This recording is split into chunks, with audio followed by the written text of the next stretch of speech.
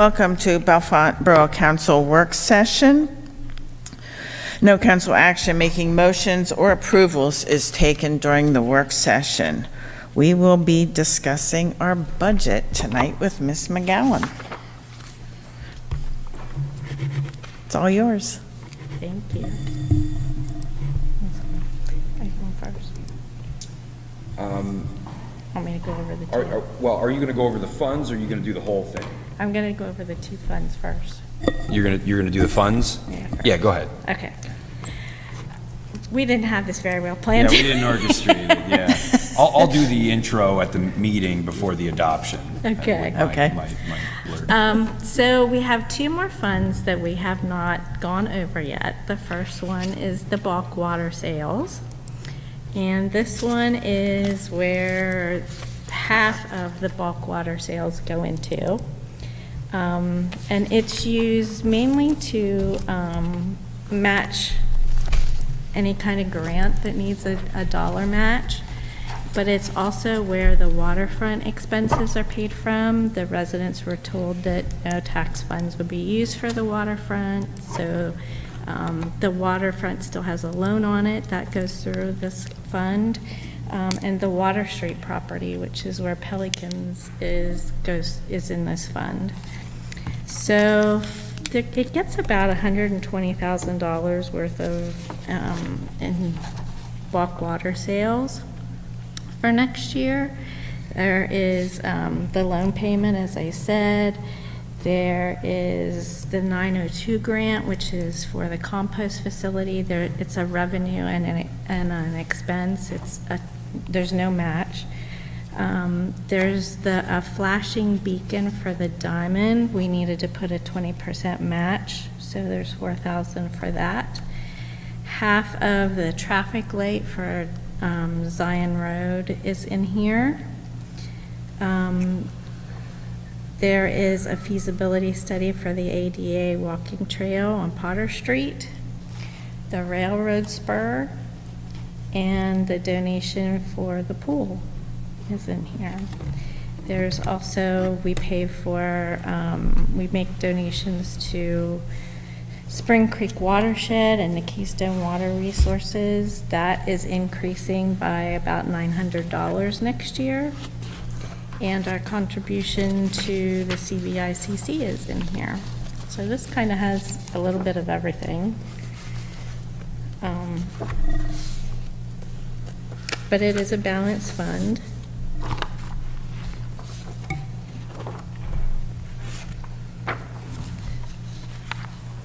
Does anybody have any questions?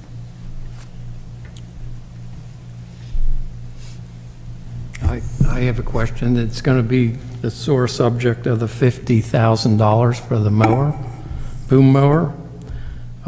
Is there, I know Matt isn't here right now, I don't think. Is there, the 902 grant for this year is expended, right? For 26, is it gone?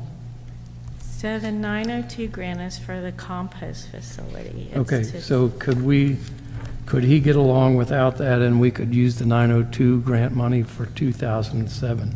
So my question would be to Matt is, can we delay that? It seems a shame that I think this would probably qualify for the 902 grant to purchase that mower under that grant and not hit our general budget, if he could live without it for another year.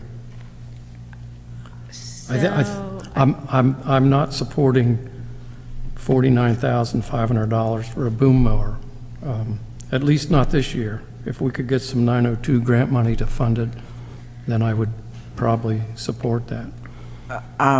Thank you, Doug. I do support that. I think Matt has asked for that for a couple of years. It's something that he explained to us would save time with what they're doing, and it may be safer for our employees too. So I would support where it is right now. I think it's a very important part of our budget.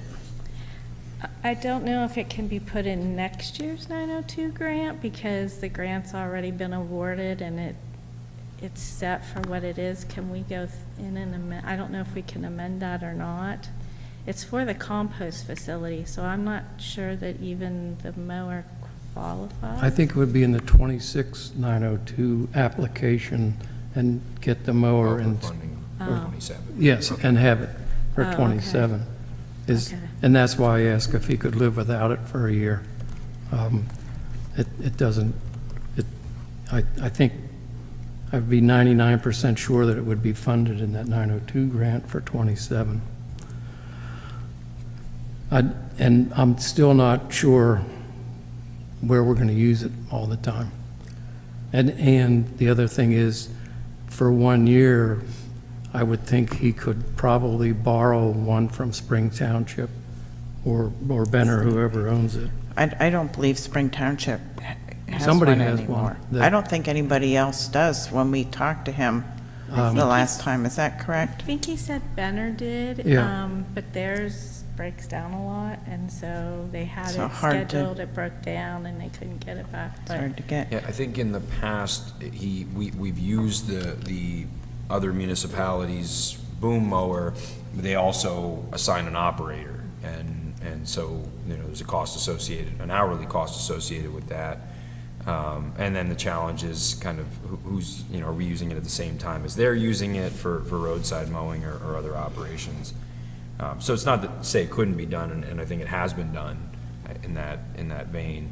I think it's Matt's position was that it's just been more, of a burden, and sometimes we can't have access to it. I think so too. And the other thing that he said was it would enable us then to rent it to other places too, and get a little bit of income that way too. So when you list the state grant proceeds, is that the 902 grant? Is that what you're referring to, or am I not seeing this right? no, you're correct, it is the 902 Okay, grant. thank you so very much.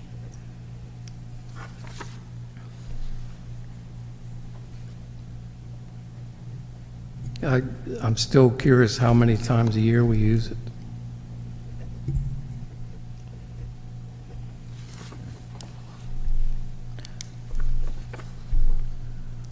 The other one that I have in the packet for tonight is the capital projects.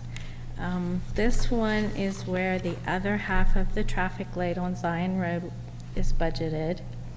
50,000 for a new roof on part of the building at 236 West Lamb is in here. We have moved out from the streets. We have moved a forklift and a service truck from the streets. That was 83.7. And the 25,000 for the road survey is in here. This one will not be done until the authority meets, because they need to determine if they're going to use any of their reserves before the fund can be finished up. But as far as what needs to be done tonight, everything that I just mentioned is in there.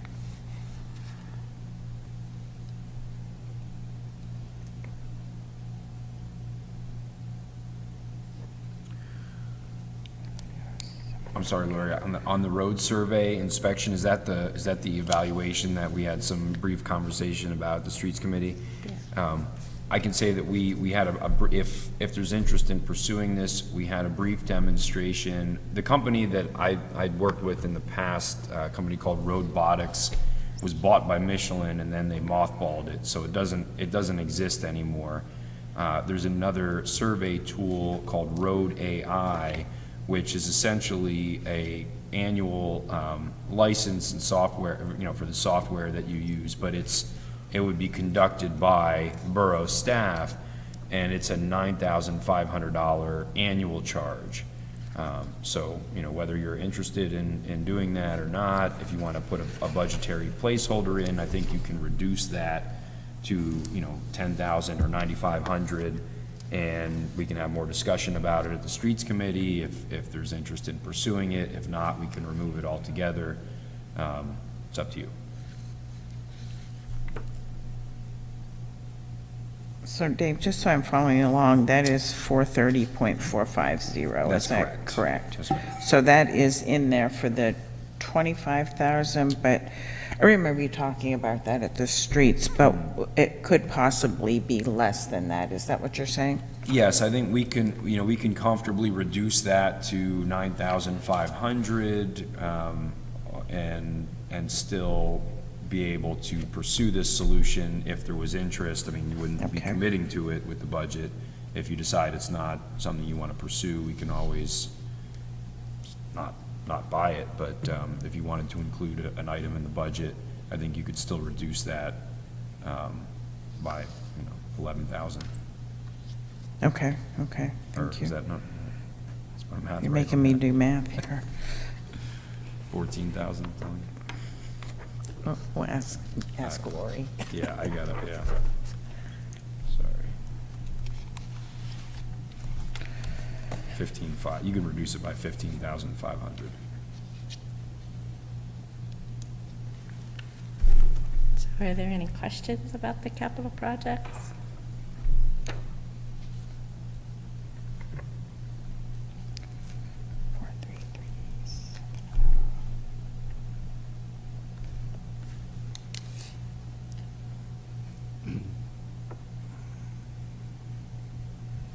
So then I thought I'd just kind of give a recap, because we started some of these funds a while ago. So I thought I put in the packet everything that we had talked about, starting with the general fund all the way down. Just a couple notes. All the funds for the electric expense have been adjusted down from the 100% increase to 75%. The budget, as it is right now, only has a 1/10 of a mil tax increase. That was in the EMS fund, as was requested. The general fund, we just went over last time. There's no tax increase, and we closed the 301 North Spring Street Fund and included it in the general fund.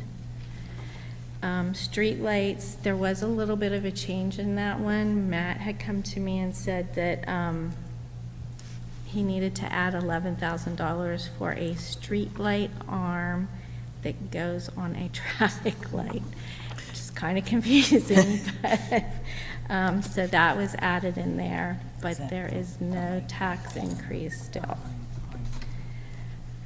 The fire department and the fire equipment, there's no changes and no tax increase. The parks has no changes and no tax increase. The water and the sewer, the authority meets the 16th, so they'll be finalized then. With the refuse fund, we finally got rates from Center County Recycling and Refuse Authority, and they are raising their rates $3 per ton for tipping. So that equates to $1.20 per quarter increase for refuse, which is $4.80 for the year. They did have a commercial increase and the cardboard increase, but that only affects commercial for the $7 per container per month. So there is a change in that. We reflected that in the refuse fund.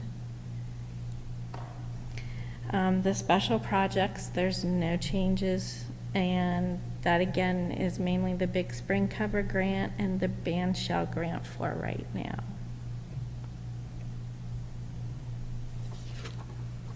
And then the EMS, there's no changes. There was just the 1/10 of a mil increase that was requested.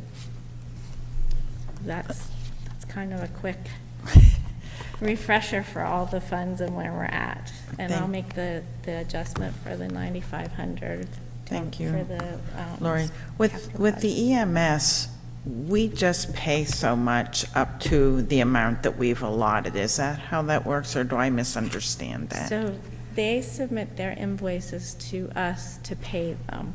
So they submit invoices up to the amount that we have in the account. He doesn't usually go, he leaves some money in there each time, but they submit them to us, and then we pay the invoice. We don't give them the money. Okay. Are there any limitations on what they can use that fund for? I don't think we put limitations on it that I know of. He uses it for like insurance to cover the ambulances, sometimes some maintenance on them. For a while, we paid for a stretcher that they bought and made payments on over time. We made that payment. So it's kind of along those lines of what he submitted up to this point. Okay, okay, thank you. I wasn't sure if there were limitations on what. I'm not Would aware come of out of any that. limitations. He's tries to give us larger items so that he's not giving us like $25 to pay. He tries to give us bigger Right. items so that we're not going crazy writing extra checks, which is very nice Great, of him. it is, that's great, thank Yeah. you. Thanks for explaining that, I'm getting the hang of this. You're welcome.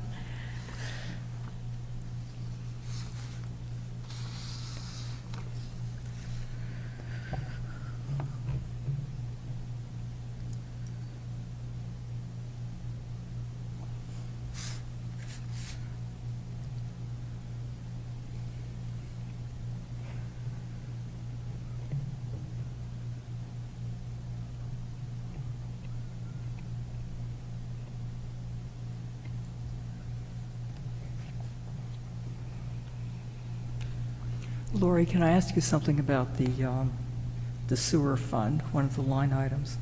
Line 429, 469 is for biosolids recycling expense, and that looks like it's increased exponentially over the last couple of years. Is that the So- cost of redistributing the material? Yes, it has to do with the cost of some of the items that they used to do that has really, some of his costs have gone up incredibly. It's crazy, but some things are also kind of like a single source vendor, so we don't have a lot of choices. But yeah, it's really gone up. Okay, thank you. Mm-hmm.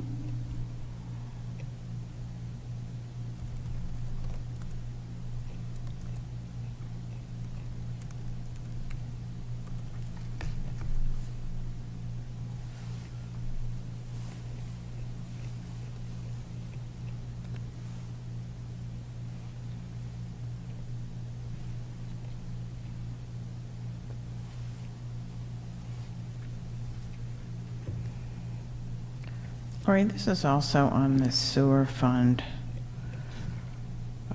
At the end of that, we have net loss of negative 497. So, yeah, so one of the things that the authority needs to determine is if they're going to raise rates and if they're going to cut anything out. One of the things that Frank does when he budgets is he puts in everything that could, like, a piece of equipment is 25 or 30 years old, and if it goes down, we're gonna have to replace it. So he never spends everything he thinks he's gonna spend, but, so I'm usually very comfortable at saying we're gonna use reserves for that stuff, and he never, not everything breaks, knock on wood, so far, so. But yes, it is, right now, it is a net loss. It's up to the Okay. authority what But they I hear you saying it's not really concerned. He's just very conscientious of Yes. everything is aging there, from what I Yes. understand. Everything is aging. A lot of things are 25, 30 years old. And so he puts in his costs, if this piece of equipment goes down, it's this much money. It's not a little sum of money if they go down. Okay. If they don't go down, then we don't have to worry about it. But he tries to cover everything. Thank you. Thanks for explaining that. Is there thought about starting to replace some of those things before?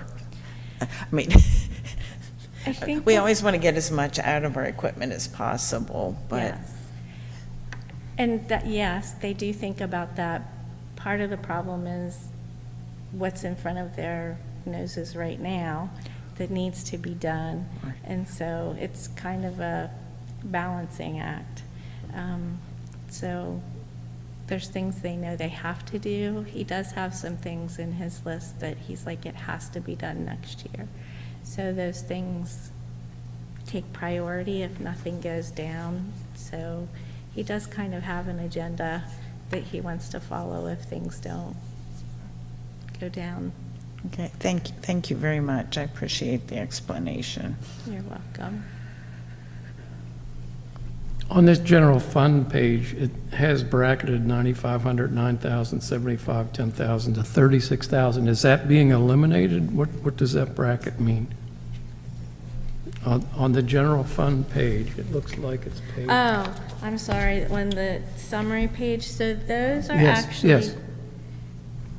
Those are in the general fund, yes. It's 36,000 that we have under the 409 category, because that's all stuff for this building. So, yes, it just means that I just made one, if you look at 409, 700, the 36,000 is there, and that's what comprises the 36,000. So all of this stuff, we're going to do this then, replace doors in the Armory building, replace doors on the Lamb Street side. That's in this to be done. Those are things that Matt had said he was suggesting. We don't have to do them. I put them in the budget as if we do them. We do know that what he had as a placeholder for the steps is not enough. So I put the full amount because he's pretty sure the steps are going to come in more, way more expensive than what we have.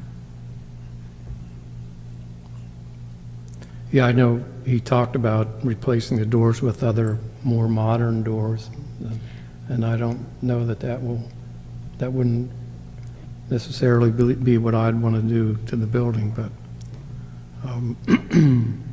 I was just curious what that bracket meant for 36,000.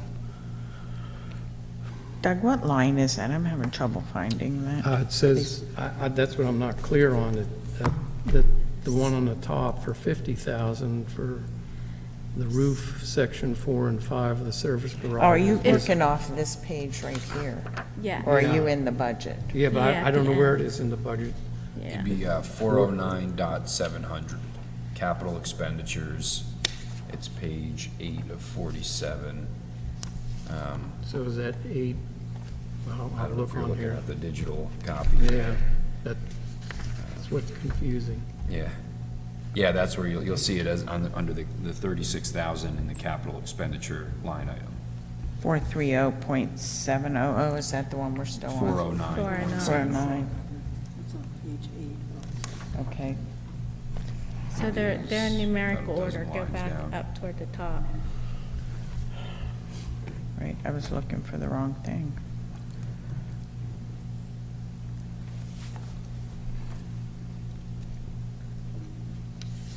So that 36,000 is with the doors and those, in that list, that's where that 36,000 is. Okay, thank you. Right. And it will probably, my guess is he'll get the steps replaced first, see if what's left, and then have a discussion about what we Okay. want to do from there.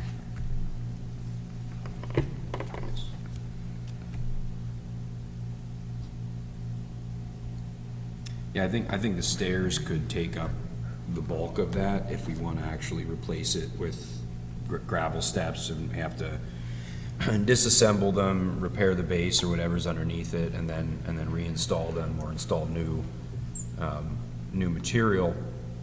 And then, there are some issues with the exterior doors. They don't lock properly. We're having to constantly maintain them, I guess, in the summer months. So maybe there's a fix that we could do to, kind of get those to be a little bit more secure, and then talk about, how we want to move forward at the right time, depending on what happens with the stairs.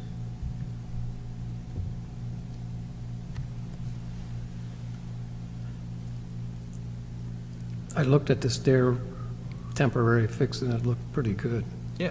That looks fine. Yeah. And that may last for longer than we expect, the way it is.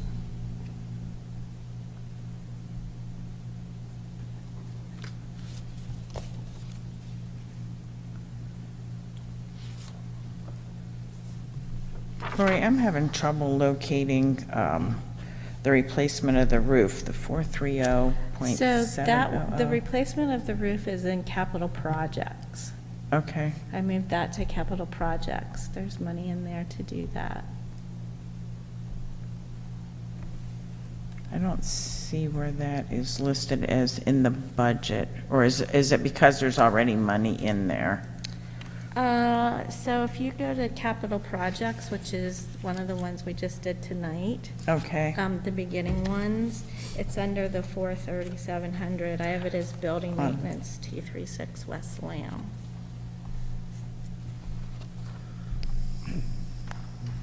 30.7, Oh, yeah, building maintenance. Thank you very much. it all sing from the same sheet of music. Yeah. Just when I thought I was getting a little better at this. I should have put that it was under Fund 95 instead of Fund 1, and I overlooked that. I apologize. Thank you very much. So it's towards the very end, page 42, 42 or 43.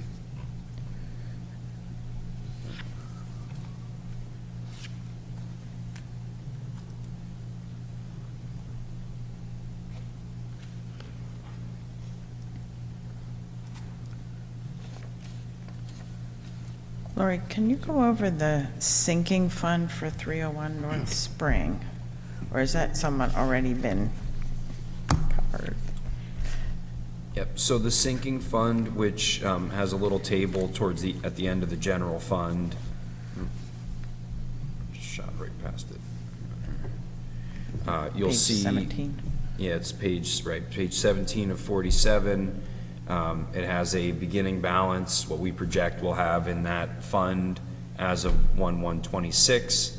That $4,392 would get moved into the general fund, and it would be encumbered or restricted for 301 North Spring Street. That will also be the case for the year-end fund balance at the end of this year. So what you'll see is that we've deposited in that fund our projected lease revenue in 2026 of $79,417.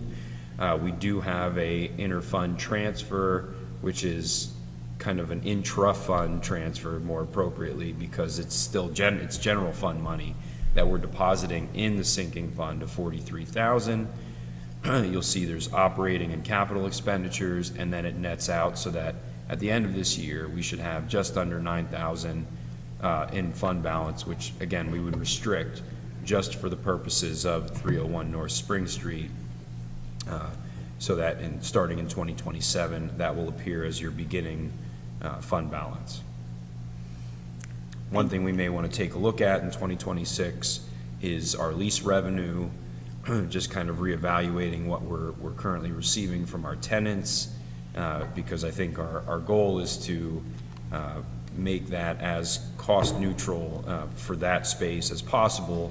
So are we subsidizing through general fund, their operational costs for that lease space? That's something I think that Lori and I can take a look at next year. And then if there's changes that need to be made to those arrangements, we can do that, and then have maybe a better revenue stream coming in 2027 and beyond. We also have some space that's currently unoccupied that, I've had some preliminary conversations with Mark McMaster about finding a tenant for that space. So we might be able to get more lease revenue, through that process. Okay, yeah, that was one of my questions also, is we do have that nice space available that, I don't know if you're just going through someone, or is that something that we advertise? I know the signs aren't there, but Yeah, basically sorry. with more information posted somewhere, maybe it's on the website, and I didn't see it, but I think it's a nice space. Yeah, I think it is on the website. It probably got pushed down a bit. We can pull it back up. Yeah, we can bump it back up. But I know it was on the website. I think it was at one point. Yeah, we get so much on there, it's hard to. It gets bumped down, so we can pull it back up again. Yeah, okay, great. I think that would be very helpful if we definitely want to rent that out.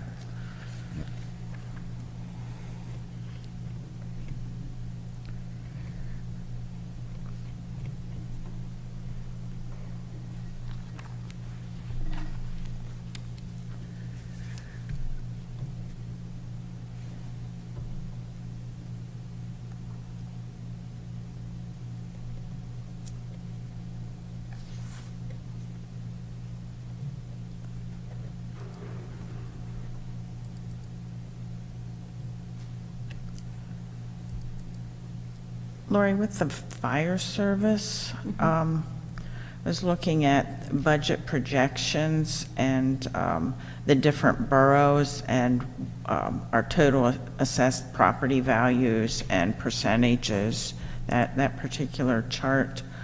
Bellefonte Borough, Benner, and Spring are all included on that, as is Marion Township, but that's zero. So Marion Township, what the fire department covers for them is just a piece of I-99. Okay. So, or, I'm sorry, not I-80, I'm sorry. So they give a flat contribution, which is $800 for the fire department and $800 for the fire equipment. Okay. But they did give, for this year, they gave a donation toward the purchase of a fire piece of apparatus of $20,000, which we set aside specifically for that. So they were kind enough to do that. But theirs is a zero because it's just a piece of I-80. Thank you for explaining that. I had no idea what that was all about, so thank you very much. You're welcome.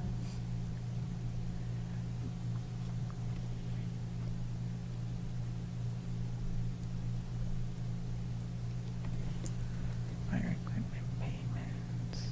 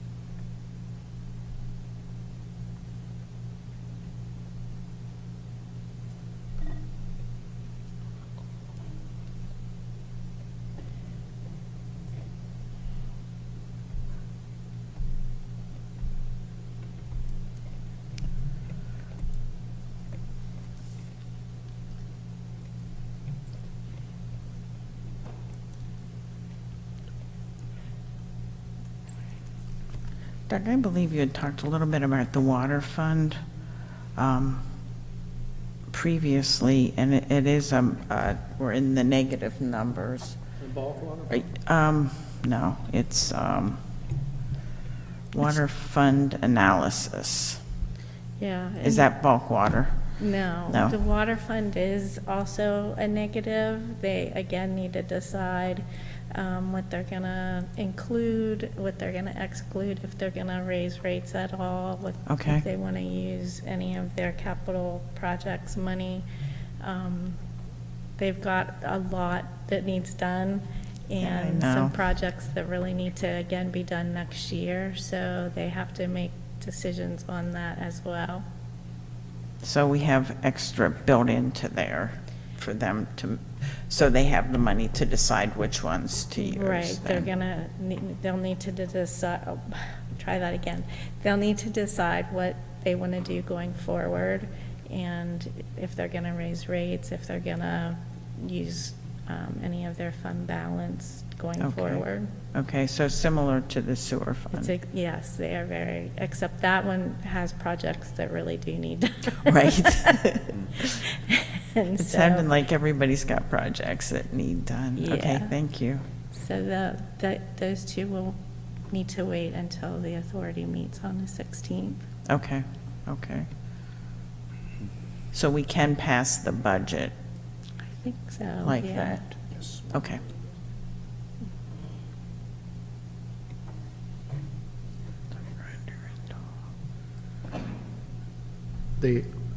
As I understand it, the authority isn't under the same guidelines as the borough budget. We don't have to have, we can change the authority budget anytime during the year. That's correct. Yeah. Thank you, I didn't know that. Well, they can change the rates at any time. Yeah. Oh, they Yeah. can change the rates, they can't change, the okay. rates at any time. Which changes income. Yeah. Budget revenue. Right, okay, okay. We get one shot to set the taxes that have to be set by the end of the year. but anything that's a rate or a fee can be changed at any time. Okay, great, thank you.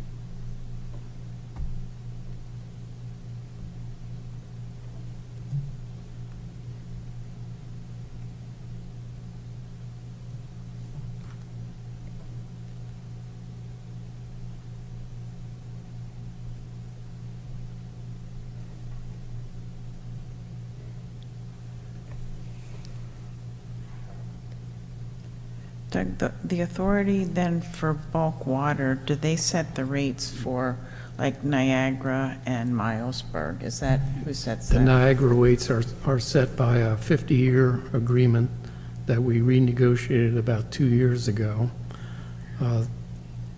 The Milesburg rate is probably negotiable. Okay, just curious as to how that was, but that would be through the authority. That is correct. Okay, thank you.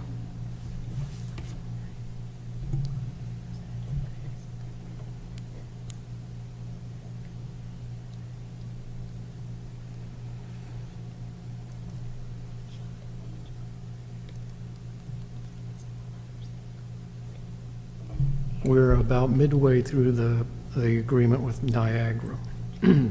Oh, great, okay. We don't do too many 50-year things, do we? I have no comment.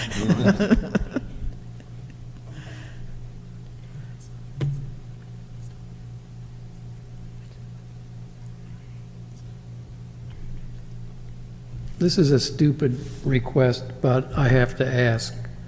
I'm not the most computer literate person, but is there any way we could get this that we don't have to keep rotating it in our package? Yes, we'll clean it up for the final presentation. I made the same note. Just have to format it so that it's, you know, Thank you. one clean copy. Yes, sir. It's a lot.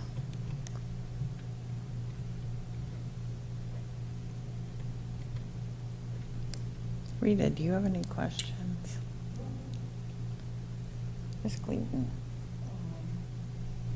No, I just had the one, and I think I had, over the course of reviewing all the different funds, I kind of made notes along the way, but the only thing, and this doesn't really affect next year's budget, but on the public transit line where you're projecting $8,000 for expenses for the rest of the year, you're like anticipating, we're running about $2,000 a month, so that, you know, we're going to come in way under budget.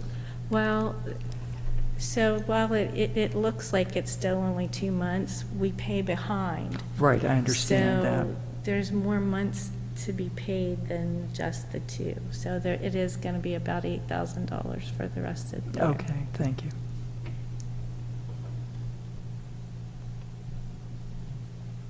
Shauna, did you have questions or comments?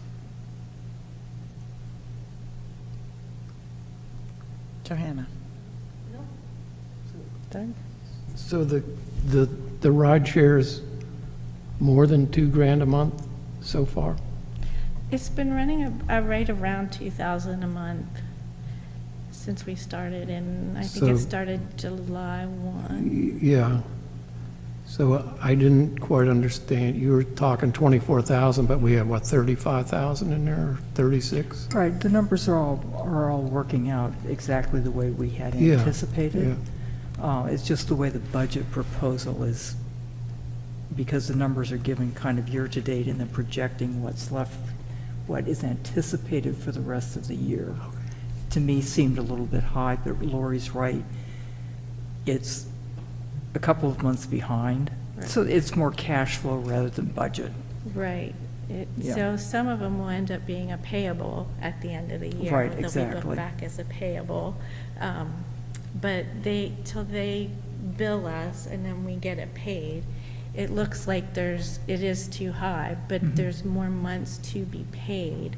So there's like a delay there because they don't bill us for, November Right. just ended. We won't get that bill until sometime late December. So December won't even be billed till January because they have to have the number of riders before they can bill us. So the month has to be closed before they can send us an invoice. Right, well, thank you.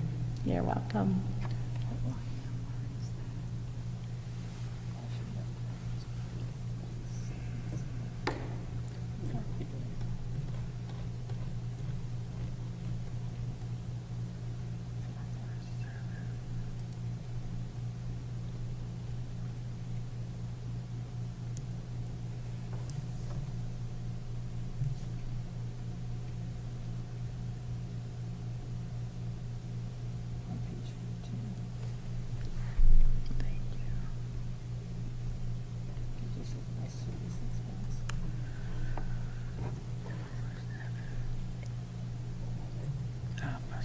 Okay, thank you.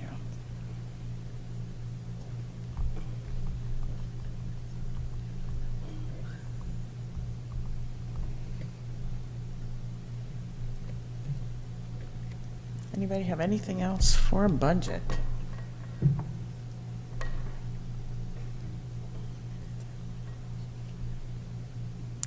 Shall we take a break till 7:30? We don't have a choice. Well, we can sit here and keep thinking of questions.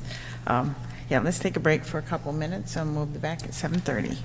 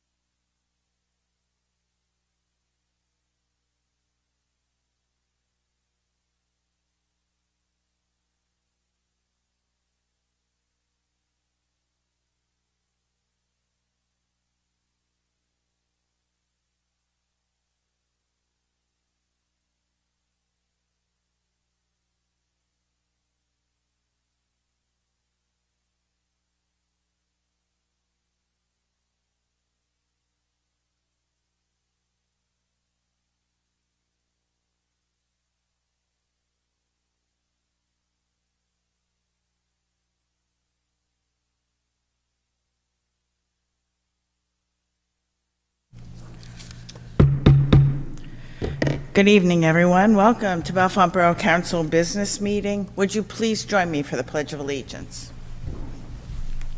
I pledge allegiance to the flag of the United States of America and to the republic for which it stands, one nation, under God, indivisible, with liberty and justice for all.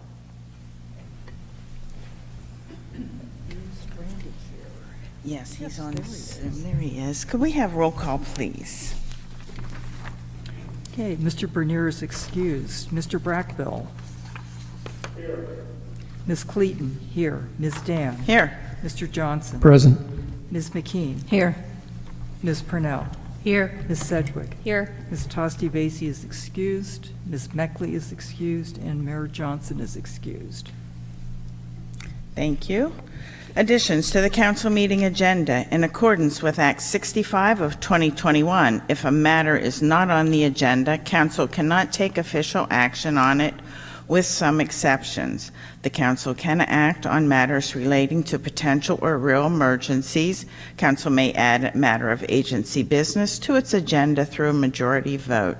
The council should state the reason why the action is being added to the agenda. Do we have any additions tonight? Public comment. Borough Council intends to take public comment relating to the motion that is on the floor after it has been duly made and seconded. The order of comments will be public comment and then council comment, including proposed amendments by council members. If amendments are proposed to the original motion, the public will then only comment on the amendment before the final vote is taken. You must be a Bellefonte resident, a nonprofit representative, a business owner, or official representative of another governmental agency. Speakers shall identify themselves by name and street, municipality, if outside the Borough of Bellefonte. Comments are limited to 3 minutes.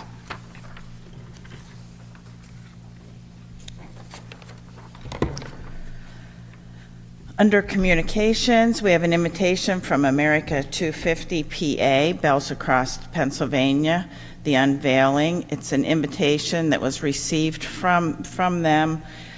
The event will take place on Friday, December 19th, 2025 at 5:15 at the Bellefonte Historical Railroad Society, 320 West High Street in Bellefonte. There is no council action required. This is the flyer. Alyssa, would it be possible to put this on the website? Thank you very much. Under consent agenda, all items listed on the consent agenda are considered routine and will be acted upon by a single motion. There will be no separate discussion of these items unless members of the council request specific items to be removed for separate action. Could I have a motion and a second to approve the consent agenda? I'll make that motion. Actually, first, is there anybody that wants anything removed? I forgot that, sorry. I do actually want to remove the minutes for that. So then if I can have a motion and a second to approve the budgetary part of that, please. Thank you. Is there a second? I'll second it, Cleaton. Any discussion? Could we have a roll call vote, please? Mr. Brackbill? Yes. Ms. Cleaton? Yes. Ms. Dan? Yes. Mr. Johnson? Yes. Ms. McKean? Yes. Ms. Purnell? Yes. Ms. Sedgwick? Yes. Thank you. Okay, so under the meeting minutes, when it was a demolition permit application, when this was transcribed, there was a lot of information about one of our speakers, but there was nothing that was, very little that was said about our other speakers. So I would like to have that part redone so it reflects what really happened. There may be just a sentence or two from each speaker, instead of just everything about one speaker and what was said. Does anybody have comments or questions on that? I noticed that as well, and I thought that was kind of strange, but I didn't think to bring it up, so thank you for doing that. Thank you, Rita. So can I have a motion and a second to have that corrected? I'll make the motion to amend the minutes of the November 17th meeting to reflect comments from all of those who made public comments for the demolition of the Beaver Farmhouse. Thank you, Doug. Is there a second? I'll second it, Clayton. Thank you. Could we have a vote on that, please? Mr. Brackbill? Yes. Ms. Clayton? Yes. Ms. Dan? Yes. Mr. Johnson? Yes. Ms. McKean? Yes. Ms. Purnell? Yes. And Ms. Sedgwick? Yes. Thank you. Thank you. Under reports, we had reports from Ms. Thompson, and I had a couple that this is all in our packet, but a few things that I wanted to remind you of that are here. There is a regional planning survey, is asking all members of Nittany Valley Planning Region to complete the survey that's on there. I believe that's on the second page. That is for all of us. Marion Township zoning concerns. Doug, this says that you'll be able to provide more context at the next meeting then on that. Is that correct? Yes. Thank you very much. There will be a zoning board hearing meeting on Tuesday, December 9th at 5 p.m. to consider 2 variance requests submitted by Center County government. Gina has included the 2 legal notices for the upcoming meeting. If you'd like details, please feel free to reach out to her. The next HARB meeting is Tuesday, December 9th at 8:30 a.m. We have a legal notice. Bellefonte Borough Zoning Hearing Board will hold a public hearing on Tuesday, December 9th, 2025 at 5 p.m. in the large meeting room, 301 North Spring Street in Bellefonte. All interested persons are invited to attend. The following item will be considered. It is a variance from the provisions of the zoning ordinance 575-125, signs in the residential zones. There's more information in the packet on that. The second legal notice, Bellefonte Borough Zoning Hearing Board will hold a public meeting on Tuesday, December 9th, same time, in the large meeting room, 301 North Spring Street. This also is regarding a variance from the provisions of the zoning ordinance 575-125, signs in residential zones. There is more information in the packet on those. Are there any questions or comments on the report? Just real quick, Madam Chair, the survey for Nittany Valley Joint Planning, it's important that we all take part of that survey. It's pretty simple. Just you can go online and check your boxes that you think are important and submit that. That would be real helpful. Great. Thank you very much.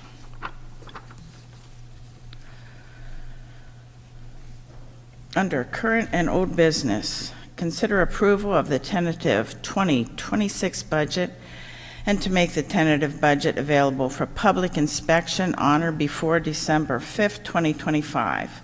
Could I have a motion and a second to approve the tentative 2026 budget with or without modifications? So moved, Clayton. Thank you, Debbie. Second, Sedgwick. Thank you, Joanna. Is there any discussion? You want to do your thing now? Could I make a few, unless you wanted Nope. to have a No. conversation? You're good. Well, thank you. And I want to thank you, President Dan and Borough Council. I think it's our pleasure this night to present you this evening the proposed 2026 Bellefonte Borough budget. First and foremost, I want to acknowledge each of you, the hard work you put in as council in reviewing the document over these last several weeks. Your commitment to a sustainable future and investing in the borough's operational and capital needs is represented in the document that you're asked to tentatively approve this evening. I'd also like to thank the staff who have worked hard to develop proposals, keeping in mind the importance of being accountable to our residents, to our business owners, and the other stakeholders that we serve. Last but certainly not least, I would like to acknowledge and thank Finance Director Lori McGowan for her many hours of hard work spent preparing this budget. I can honestly say, having worked with her on this, she's developed this budget with a deep commitment to being fiscally responsible, and each dollar has been vetted against priorities, excuse me, that have been established by council and weighed against the needs of the borough to continue its exemplary public service delivery. This evening, as President Dan mentioned, council is asked to approve the tentative budget with or without any further modifications. I know we made some changes in our most recent work session. Those will be incorporated into the final budget that's advertised. We will advertise it and make it available for public inspection as required by Borough Code. It will also be made available on the website and in our office here at 301 North Spring Street if anyone wishes to come and inspect the document. A public hearing will then be scheduled for final adoption on Monday, December 15th, along with a few other related documents, including the 2026 Schedule of Fees and our tax ordinance. If there are any further modifications to be offered by council this evening, other than what we had already discussed, staff is requesting that you describe them so that we can, again, incorporate them into the final document. Thank you.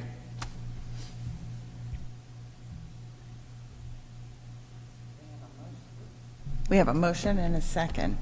Is there other discussion? We already have it. Thank you.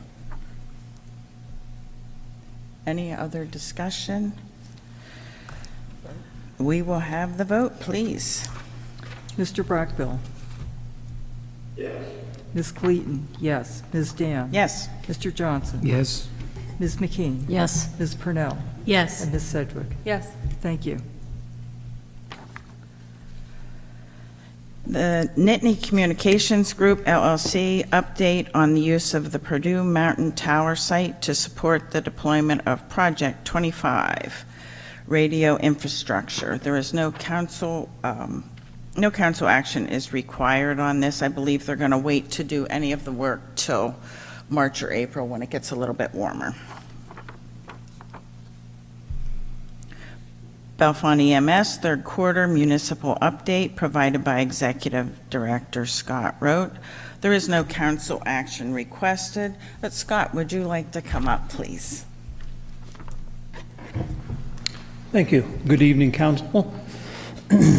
The third quarter report, I believe, is in your council packet. I think it's on page 125, 126, I believe. And looking through your council packet, bless you for reading 130 or 140 pages for your meeting. Anyhow, my report was put out about the second week of October, so you probably have reviewed it previously. I'm not going to go over it line for line, but I'll hit a couple of the highlights. As you can see, this is as of September 30th for 2025, and it included all 3 quarters year to date. If you notice, our total responses up to that point was 1,535 emergency responses for the year, which is actually a 10% increase. That's a very marked increase. Many years we see 3 to a 5% jump, but this year to see a 10% increase is kind of unheard of. But it brings us back to pre-COVID numbers that had gradually been coming up from 2022, 23, and now into 24. The numbers as far as the breakouts, as far as number of patients transported versus lift assist or deceased individuals, is about the same percentage breakouts. By municipality, Bellefonte Borough is always the highest user or consumer of our emergency responses, and you're at about 27% of our total responses, or 421 of that breakout. As of the first 3 quarters, we had staffed 22,490 hours by our paid career staff and a little over 1,000 hours of volunteer personnel. You can see there the status of our vehicles and fleet as far as the year manufacture, the mileage, the odometer readings on them, and the scheduled replacement of each of those vehicles. Since that point in time, there is one change that we need to recalculate, and I'll have available for you here for the December 31st report. It was unexpected, and it's the replacement of the van 26-1, which is a 2014 Ford Econoline van. We had planned to replace that in 2027, in about a year and a half. However, we had an opportunity come up here within the last 6 weeks or so when our neighboring service, Center Lifelink, decided to cease their van operations, non-emergency van operations, and decided to sell off their equipment. We were able, we have a good working relationship with them, and we picked up 2 of their vans below book cost, which was an advantage for us. One of the vans that we picked up was an identical 2014 Ford Econoline. It's identical to it, except it only had 75,000 miles on it versus our 145,000 miles. So it has better body condition on it. Ours was starting to develop a little bit of rust here and there that was going to need work probably in the spring after winter weather. It has half as many miles. So it's in better condition, and it should extend the replacement another 2 to 3, 4 years. We also picked up a 2015 Ford Transit van, which will be our dedicated litter or stretcher. It has a Stryker power load on it, which will be safer for both not only our crews, but also safer for the patients as far as preventing accidental drops. So again, we're replacing one van, we're adding a van. Since they've stopped operation, our numbers are up, and we're increasing our staffing to meet that increased need. So it's actually an advantage, and it was a good investment for us because, as I said, it was under book value that they were willing to sell those, and they're in the process of getting some minor modifications and upgrades before we put them in service, hopefully by the first of the year. So you'll see a little bit more about that after January 1. If you look on the back on page 2 there, the municipal funding received as of the end of September, there's been some additional there, including some additional contribution from Bellefonte Borough, and then where that money has been spent down to the, I guess we can still say penny because there's still a few pennies out there floating around. But as far as accounting where that money went and compared this year versus last year for each of the municipalities. So that's all that I had for you folks. One other thing, 5 of our 10 municipalities that we serve currently, I believe are having some new folks coming on to township supervisors or onto borough council. So every other year we've been offering a introduction to EMS for newly elected official seminar, class, educational session, usually about 2 hours or so, depending on questions and answers and discussion. We'll be offering that probably the last week of February. And here, once your new folks get sworn in, I'll have some additional information for you. So for your new folks or anybody, because I know in the past, Debbie Cleaton has come, Randy has always been there to any of the meetings, and it's like, you guys have been here before, you've heard this before, and they're like, yeah, but I always get something new every time anyway. So we encourage their attendance. It gives some good dialogue of what we've been up to this point versus the new stuff that's been presented. So elected officials are invited. Mr. Manager, you're also greatly invited. Welcome to attend any of these. And many times I just say, elected officials, but that includes you guys because we know who does the day-to-day work and who's here all day, every day. So unless you folks have questions for me, that's all I had for you this evening. Go right ahead, please. Thank you, Scott, for coming in and presenting that. Yeah, look, refresh my memory. How, I know you do Bellefonte Borough, and do you share services with Spring, like Pleasant Gap? How do you differentiate between where you cut off for Spring Township? Do we service Benner as well with Bellefonte's EMS, or is that? Yes, I know you guys, you just don't go to Bellefonte, but how do you respond? Like, how do we split up what Spring Township gets, for instance, for you guys? And how has the community service building relocation of Centercrest affected your budget? We cover 10 municipalities, 3 boroughs, 7 townships in whole or in part. Bellefonte, Milesburg, Unionville, the 3 boroughs, we cover 100% of those municipalities. Spring Township is about 50%, and I've never sat down to do, is that 50% geographic square mile? Is that 50% of real estate parcels? Is it 50% of households, 50% of population? It's about 50%.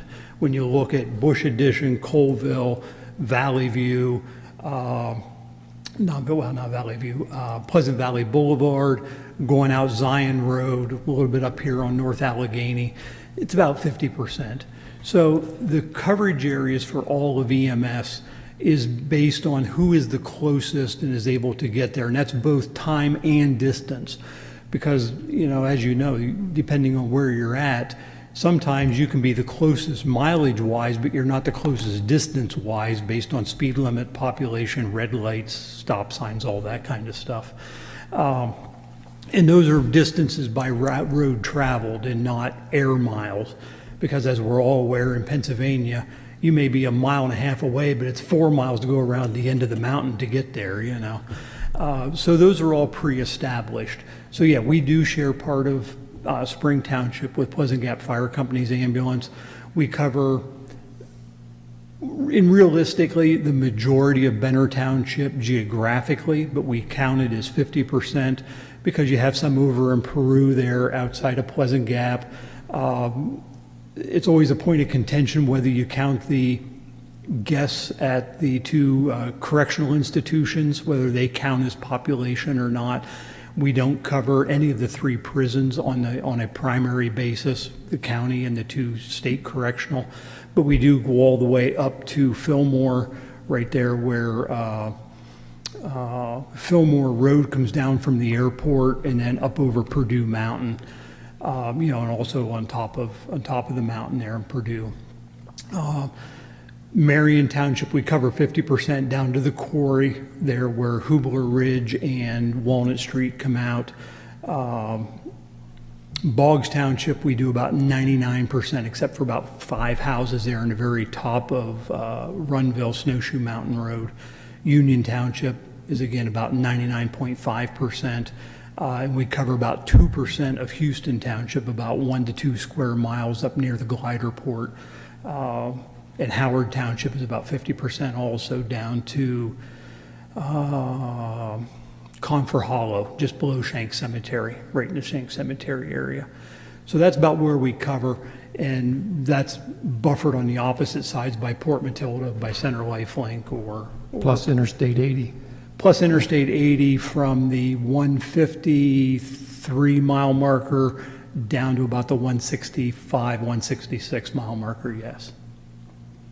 Great, thank you very much. I just wanted folks to know that you're out there, and you Yes. cover a lot of miles, and Yes. your service is so valuable to all our residents in the county, so Yes. thank you very much. You're welcome. Yeah, our coverage area is about 212 square miles, which when we get new folks, coming to us as employees, they're really amazed that we go out to the far reaches of Marsh Creek and all how far each direction that we do go, so. Anybody else? Thank you, Scott, very much. We really appreciate it.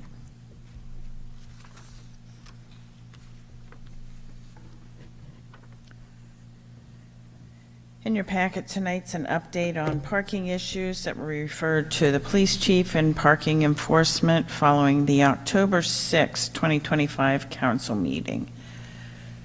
Chief, did you have any comments on that, or could we entertain any questions council may have, please?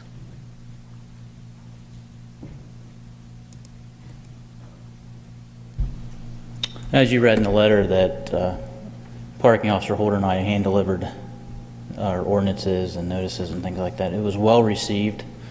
And the owner of Happy Wraps, I also spoke to him. He's also happy with being a little proactive with our approach to parking, to let people know and educate them rather than just going out and ticket them. So hopefully it works. Right now we're in the time of it's 2-hour parking, free 2-hour parking, so there isn't too much activity with parking right now, but we'll pick it back up on January 1st. All right. Thank you. Anybody have any questions? Thanks, Chief, for taking care of this. No problem. Appreciate it. You're welcome. Thank you very much.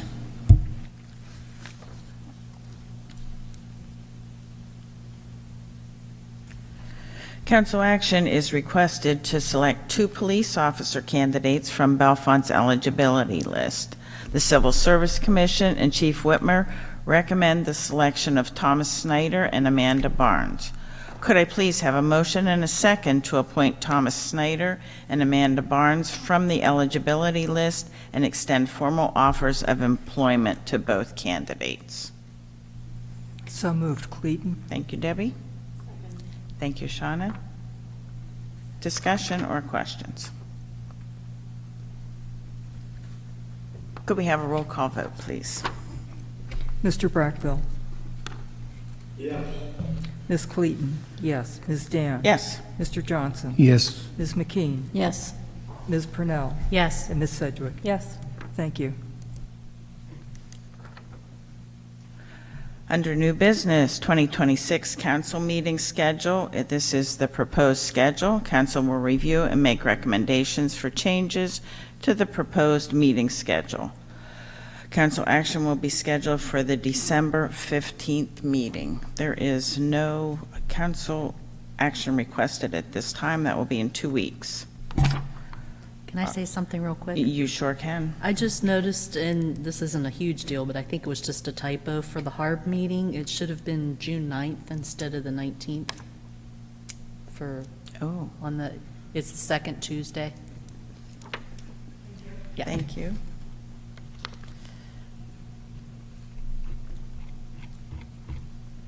Anything else on that?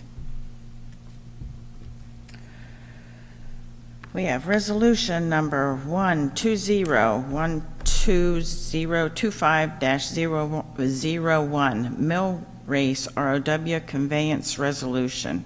Could I have a motion and a second to approve resolution number 120-12025-01? Please. So moved, Clayton. Thank you. I'll second it, Johnson. Thank you. Is there discussion on that? Would you like to add anything, Mr. Provolka? Thank you, President Dan.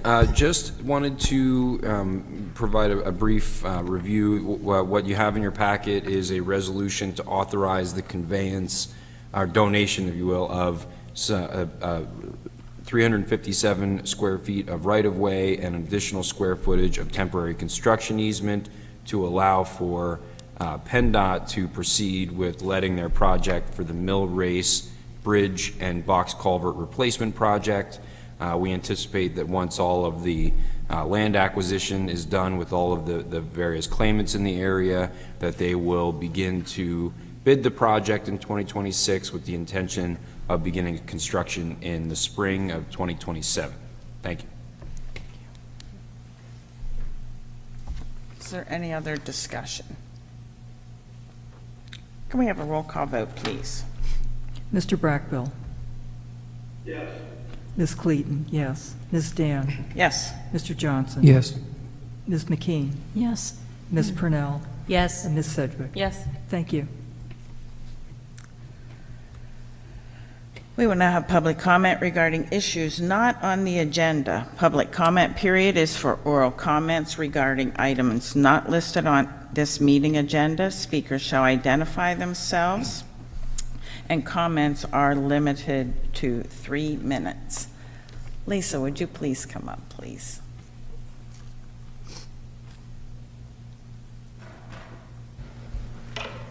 Hi, my name's Lisa Ford.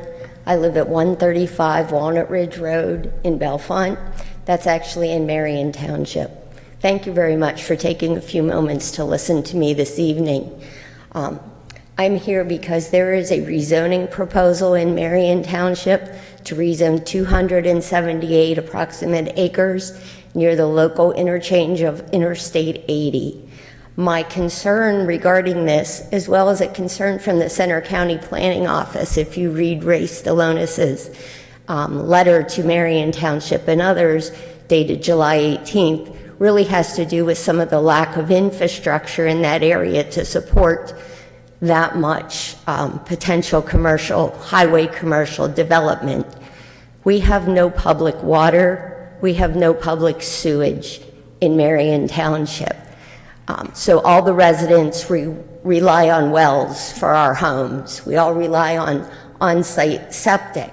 So if you take 278 acres at 70% impervious surfaces, that's a lot of stormwater runoff, a truck stop, which is one of the first proposed items for consideration, has quite high water use volume.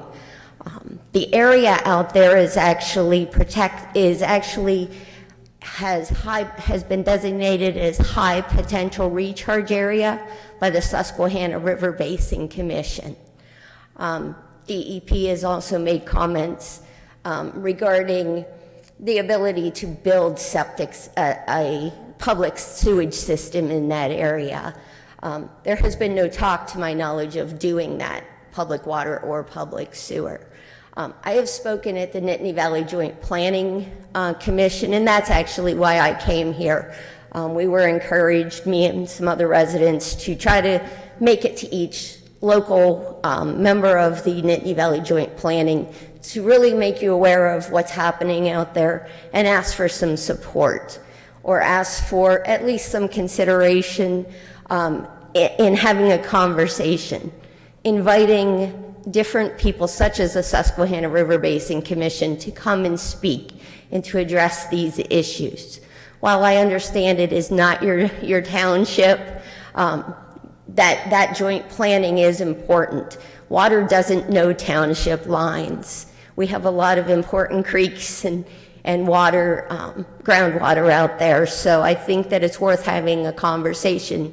And my ask today is really to empower your representative to the Nittany Valley Joint Planning Commission to ask those questions and have those conversations with Marion Township and the other members of the Nittany Valley Joint Planning. Thank you. Thank you, Lisa, very much.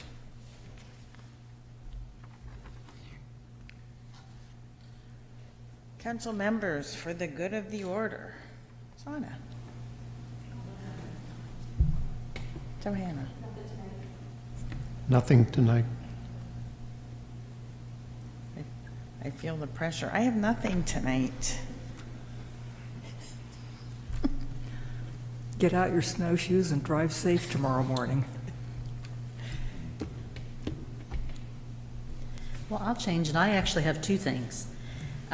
First, I just wanted to ask a question, whether there is any sort of resident notification of planned work that could be done or is already done. Specifically, like, I know I had a resident talk to me about like brush trimming along an alley, and they weren't notified, and things were done before they had a chance to get any input. So is there any way that this is done that anybody is aware of?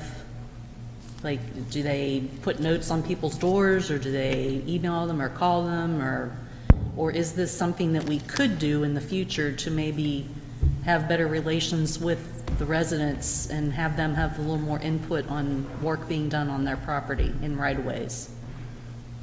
No, there's currently no notifications that are provided to residents in advance of tree trimming and other kind of maintenance operations. We do put out notifications through our social media platforms if we're going to be doing leaf collection and those kinds of things, but for those kinds of services. I think that's one of the reasons why we've included a line item in the budget to maybe subscribe to a virtual listserv platform like a MailChimp or a Constant Contact that will allow us to, excuse me again, that will allow residents to sign up to receive notifications, and then we can be more proactive in how we notify residents of planned work in their neighborhoods. Okay, yeah, I was just wondering if, I mean, I'm assuming they kind of have those plans maybe at least a few weeks in advance, know they're going to be in a certain area, and wondering whether it could be posted on our website too, that residents might be alerted if they look, and say, oh, they're going to be in my area within the next few weeks to trim or whatever as well. Sorry, that kind of goes along with a couple years ago when I found out my water was being turned off when they turned my water off. Even though they had, spray painted one call on the road 3 days prior. So it's, yes, like you said, notifying the residents that something's going to happen. Yeah. Before it happens would be fantastic. Yeah. Good idea.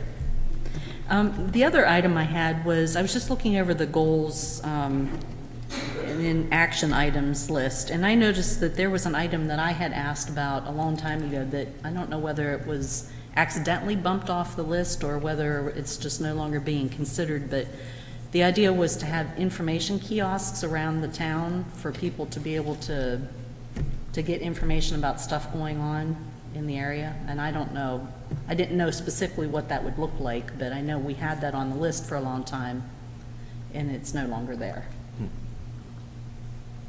Was that part of the Wayfair signage project that was started a couple of years ago and is kind of stalled out? That's kind of what I was thinking. I think Deb. it Was part of got stalled out for lack of funding. And but I don't know if that answers your question, Rita. Are you Well, talking about an Yeah, interactive one? my idea didn't really tie to that originally. That was just an idea that I had, that just to have little spots around town that people could go and find out what's happening in the borough. So, anyway, I just thought I would bring that up. Thank you. Could I have a motion and a second to adjourn the meeting, please? Thank you. Thank you, Randy. All in favor, say aye. Aye. All opposed? We are finished at 8:07.